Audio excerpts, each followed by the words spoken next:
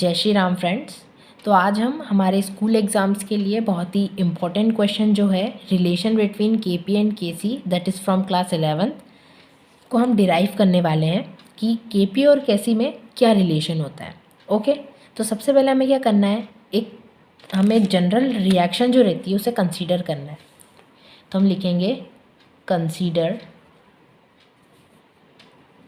A general reversible reaction हमें consider करना है because equilibrium only attain on reversible reaction. तो हमने क्या जनरल कर ली है कि हमारे पास कोई रिएक्टेंट है ए, वो रिएक्ट कर रहा है बी के साथ, क्योंकि इक्विलिब्रियम है तो हमें डबल हेडेड एरो लगाना होगा and then it forms product C and D with stoichiometric coefficient A B C and D. So we all know कि Kc हमारा इक्वल होता है concentration of product side with their power of their stoichiometric coefficient divided by their product of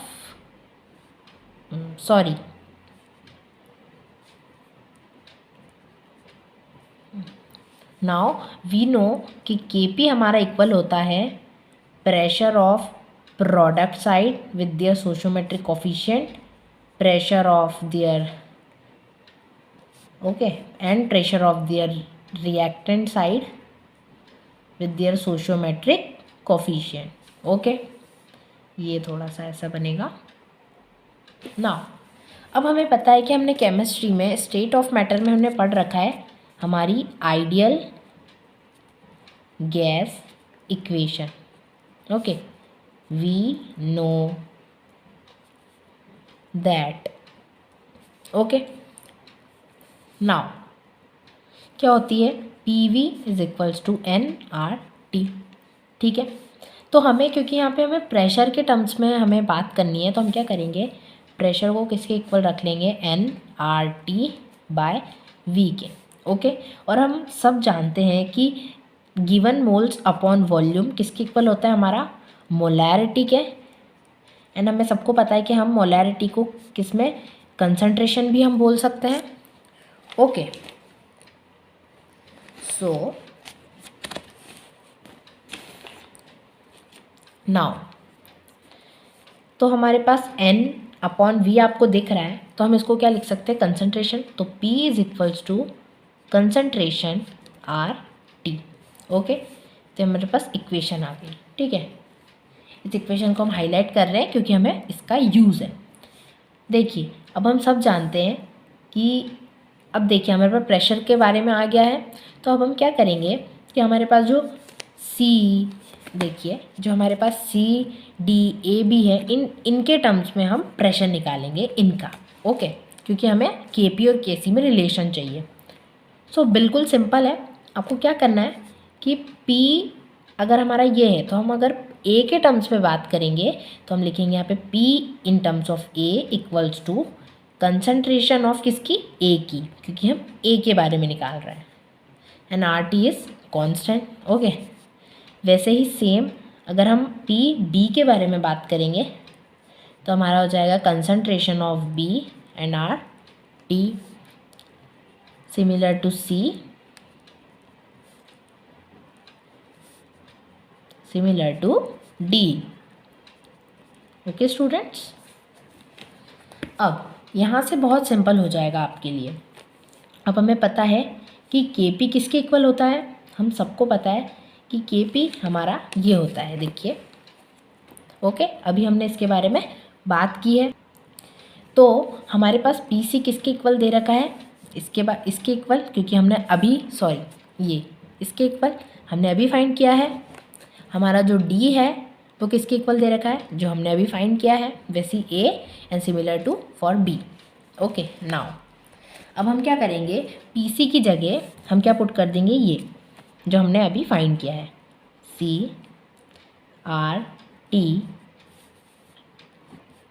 इसका sociometric coefficient, क्योंकि हमें देखिए फॉर्मूले में हमें इसका सोशियोमेट्रिक कोफिशिएंट भी इसकी पावर में ऐड करना होगा, क्योंकि हमारा सिर्फ ये PC की वैल्यू थी हमारी।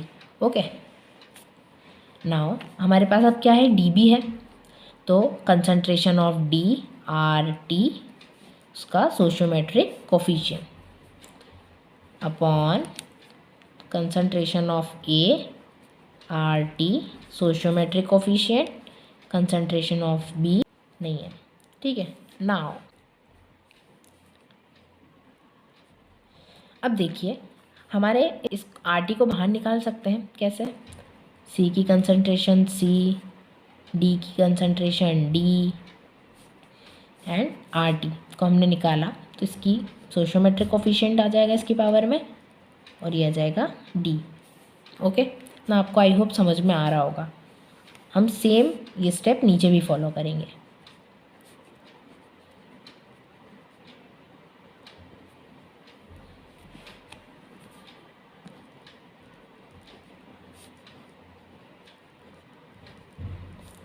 नाउ आपको ये कुछ जाना पहचाना सा लग रहा है, क्या है ये हमारा क्या है, इक्विलिब्रियम कांस्टेंट है इन टर्म्स ऑफ कॉन्सेंट्रेशन।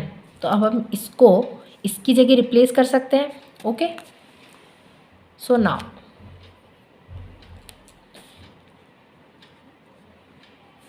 इसकी जगह हम क्या लिख देंगे, Kc। ओके, ये हमारा रिलेशन आ गया है। ओके, नाउ अब हमारे पास बचा क्या, ये तो हम सबको पता है कि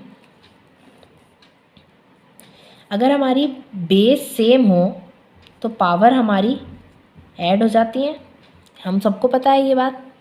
ओके, तो हम ये का ये इधर अप्लाई कर देंगे। हमारा RT सेम है तो हम क्या करेंगे, C और D हमारी ऐड हो जाएंगी पावर्स। ओके फाइन, नीचे भी हमारा क्या है, RT है और इसकी पावर्स क्या हो जाएंगी, ऐड हो जाएंगी, क्योंकि यहाँ पे भी बेस सेम है।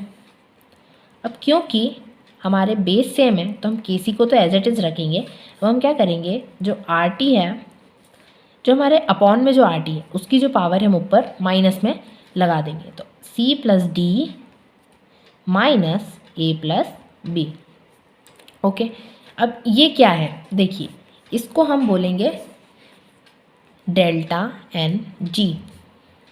ये क्या है, ये देखिए हमने जो ये पावर में रखा है ये क्या है, नंबर ऑफ मोल्स है। नंबर ऑफ मोल्स मतलब कि सोशियोमेट्रिक कोफिशिएंट क्या होते हैं, नंबर ऑफ मोल्स होते हैं जो कि हमारे प्रोडक्ट साइड थे, and these are the sum of the number of moles which are from reactant side. Okay, तो ये एक तरह से क्या हो गया, N2 माइनस N1 हो गया, यानी कि हमारे पास डेल्टा N आ गया। ओके, तो हम इस हमारे जो रिलेशन है इसमें हम इसको डेल्टा NG से डिनोट करेंगे। नाउ तो हमारे पास क्या आ गया, N2 माइनस N1। नाउ तो हम इसको किससे रिप्लेस कर सकते हैं, Kc RT delta NG। So this is the most important derivation from class 11th chemistry chapter equilibrium. I hope आप सबको ये वीडियो पसंद आई होगी एंड आपको ये पूरा जो हमारा जो ये प्रोसीजर है हमने कैसे डिराइव किया है फॉर्मूला आपको समझ आया होगा। आपको नहीं समझ में आया तो आप एक और बार स्टार्टिंग से हमारी वीडियो देख सकते हैं। Thank you and have a nice day.